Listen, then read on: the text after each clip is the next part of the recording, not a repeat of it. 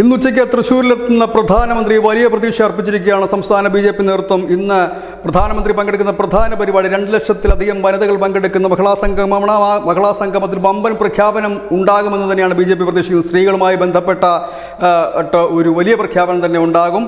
കാരണം 2024 തെരഞ്ഞെടുപ്പിലേക്ക് പോകുന്നു. 2024 ആദ്യ ഒരു മഹിളാ സംഗമം തന്നെയാണ് തൃശ്ശൂരിൽ നടക്കുന്നത്. അതോടൊപ്പം തന്നെ തൃശ്ശൂർ കേന്ദ്രീകരിച്ചുകൊണ്ടൊരു പ്രഖ്യാപനം ഉണ്ടാകുമെന്നും ബി.ജെ.പി. പ്രതീക്ഷിക്കുന്നുണ്ട്.